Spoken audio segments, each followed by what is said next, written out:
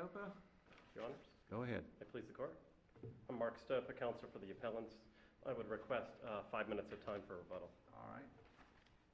There are two reasons why this Court should reverse the final judgment of foreclosure and remand for an involuntary dismissal without prejudice. I want to start with the FHA argument. This is an issue of first impression in this Court, and one for which I submit the lower courts really need some case law. Since 1980, every state that has ruled in the country on this issue, including Florida, has ruled that in an FHA mortgage, the foreclosing plaintiff has to comply with HUD regulations in order to accelerate and foreclose. Every single one, and I cite those cases in my brief. I don't think my opponent even disagrees with that proposition of law, because the only thing that they argue in their answer brief is the legal issue of whether compliance with those HUD regulations operates as a condition precedent, putting the burden of proof on the plaintiff, or an affirmative defense, putting the burden of proof on the defendant. But either way, Mr. Stopa, this was a bench trial, correct? Yes, sir. And what was presented before the court, you've raised, and I think, a denial in the answer and defenses, and I believe you basically indicate that there was no compliance with that and denied the condition precedent. I think that's what you've indicated. So I guess my question to you, I think since then there's affidavits from your client indicating there was no face-to-face.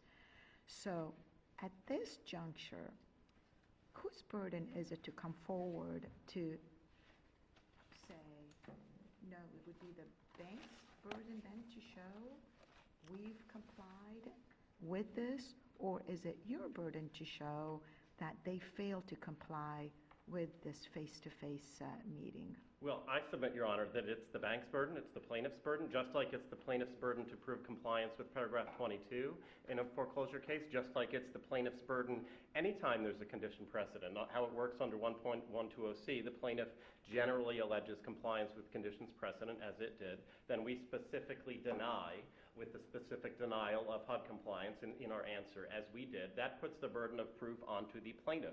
The Florida Supreme Court standard jury instructions for civil cases says that. The Boltby case out of DCA says that. The fourth DCA ruled on a couple of occasions in the foreclosure context that paragraph 22 is a condition precedent and dismissed where the paragraph 22 notice was not given. This court has ruled that paragraph 22 is a condition precedent. So to me, it's pretty clear that the narrow issue before the court is compliance with these HUD regulations actually a condition precedent? If it is, then it's really clear that the burden of proof is on the plaintiff. Now, I submit that there really, even though it's clear from all those jurisdictions, including Florida, that compliance with HUD regulations has to be done, okay, most of those cases emanate from the summary judgment context, and nobody has really addressed the question of does compliance with HUD regulations operate as a condition precedent, or is it an affirmative defense? And I know you did a great job giving us national cases, but we have to be careful because, as you know, there's some that are judicial foreclosures, there's some that are non-judicial. But I guess the bottom line here, locally, the cases that, when I say locally, in the state of Florida, the cases that have addressed that, yes, a little bit different in the summary judgment contest, but most of them came to pretty much the implication is that it is an affirmative defense rather than a condition precedent. Judge, I respectfully disagree. Those cases did not adjudicate the issue of whether it was a condition precedent or affirmative defense. The two Florida DCA's decisions... I didn't say it did that, but the implication was almost that was treated as such. Sure, and let me tell you how that emanated, okay? Those two cases, cite a case from the late 1970s called Cross. At that time, HUD regulations had not been codified into law. They merely existed in a handbook. So the fourth DCA, and they didn't exist as part of the party's contract. Okay, so at that time, the court characterized it as an equitable defense. Well, fast forward 25 years, the bank in the Knight case in the fourth DCA actually asked the court to rule that it was not a mandatory condition precedent. The HUD regulations were not a mandatory condition precedent. Even though the Homeowners Council did not file an opposing brief, the fourth district did not do that. The Fourth District did not do what the bank asked in that case, did not rule that it was not a mandatory condition precedent. And I submit that's just a matter of basic contract law. If you look at the note and mortgage, the note and mortgage have very clear language in it. For instance, the mortgage says, this security instrument does not authorize acceleration or foreclosure if not permitted by regulations of the Secretary. Well, that reads, and that same paragraph 9 also provides the remedies upon a default that says that the lender can seek payment in full except as limited by regulations of the Secretary. That is exactly how the paragraph 22 language is worded in the paragraph 22 Fannie Mae mortgages. It sets forth, you don't get to accelerate or foreclose unless you give that paragraph 22 notice. And how do courts construe that? As a condition precedent with the burden of proof at trial on the foreclosing plaintiff, not as an affirmative defense. And it's the same language. And I understand that, Mr. Stover, but tying into the facts of this case, regardless of whether it's a condition precedent or whether or not the affirmative defense, with respect to the specific facts of the case, after your client submitted the affidavits indicating that there was a failure of the face-to-face, Bank of America in this case never rebutted that. Exactly, Judge, and that was part of my briefs. I submit I should have won this case at the summary judgment stage because we moved for summary judgment. We had an affidavit showing the counseling wasn't done and none of the 5 exceptions applied. That was not rebutted, and the lower court denied that without explanation. And I've given you circuit court orders showing about a lot of those granted by circuit court judges. And as you know, that when we discussed before, circuit courts, well and good, and that's not really binding on our court. I obviously get that, Judge. I cite that only because there's really not a lot of case law on this. Yes, sir. So I submit I should have won that at the summary judgment stage. And then when we get to, and mind you, that shows we've been litigating that issue as a condition precedent throughout the case. That's how it was pled. That's how it was argued at the summary judgment stage. Then we get to trial, and that's how it's argued at trial as well. It's argued as a condition precedent. I seek an involuntary dismissal after the plaintiff rests its case, saying you didn't comply with your burden of proof to prove compliance with this condition precedent. What did they do? Did they ask to reopen the evidence? No. Instead, they make the legal argument of, well, we say that that doesn't apply. And that was their only argument. When was the first time they argued that this was an affirmative defense?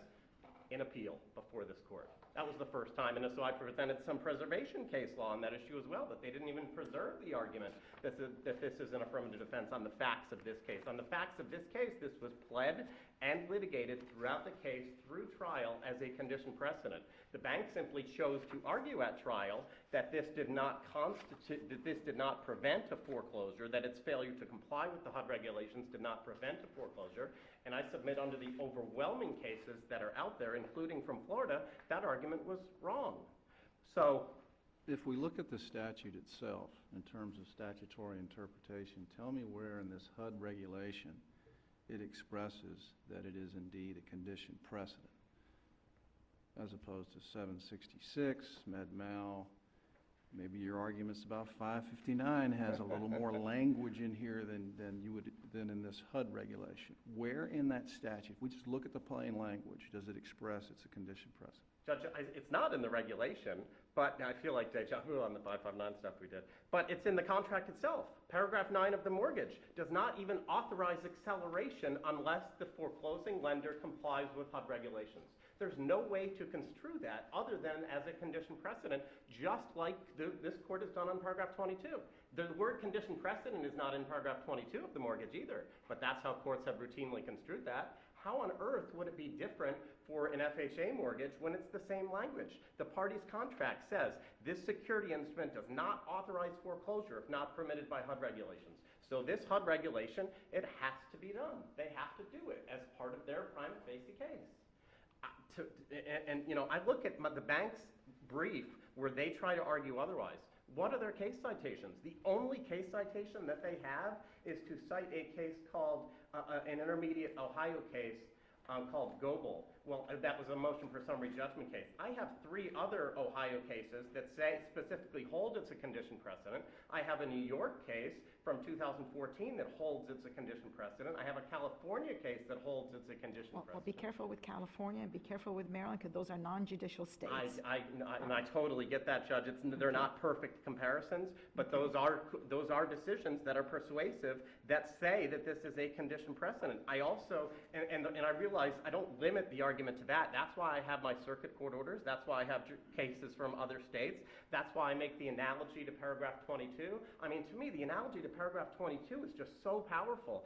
How could you, and I would ask your honors to challenge my opponent, how can paragraph 22 be a condition precedent, but FHA compliance be an affirmative defense when the language in both mortgages is the same? Not only is the language the same, but it's even the language that characterizes it with that limiting condition precedent language is in both mortgages. It's in the paragraph that sets forth the rights upon default.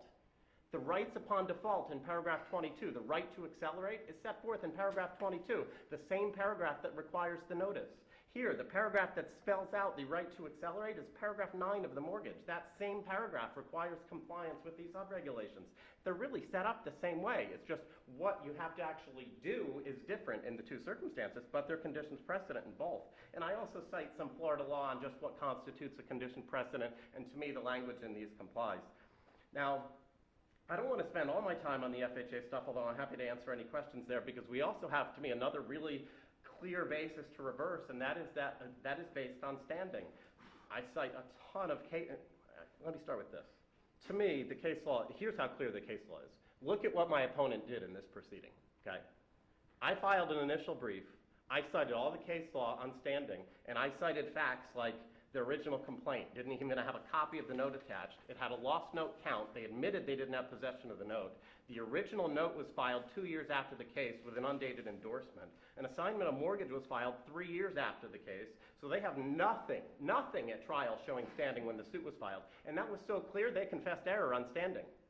But And here's the issue, Mr. Stoppa, because there's a case from our court that I think that they're trying to persuade us that perhaps there's been a shift in the law. A.S. Lilly. If we take your position, do we have to then recede from A.S. Lilly? Judge, that's a hard question to answer. I spent a lot of time reading these cases. Yes, sir. I'd submit, you read the Eagles case that came out after A.S. Lilly. I respectfully submit there is not a way to reconcile those two in any materially distinguishable way. And I was on the Eagles case. And I was going to try to persuade you with your own decision. Now, to the extent that there is intra-district conflict between those two decisions, the Eagles case is controlling. And there's also been 3 decisions from this court after Eagles that I filed the notice of supplemental authority on yesterday. All of the cases, A.S. Lilly is the only case that even purports to recede from the proposition that you could have standing after the suit is filed upon the amended complaint. But you have a bunch of cases both before and after A.S. Lilly that specifically say otherwise. That Eagles decision Your Honor was on, it's very clear that from the facts that the plaintiff had standing at the time of the amended complaint. But you still reversed a final judgment of foreclosure because it didn't have standing when the suit was filed, which is what all of the cases provide. You had the plaintiff, a foreclosing plaintiff, had to have standing when the suit was filed.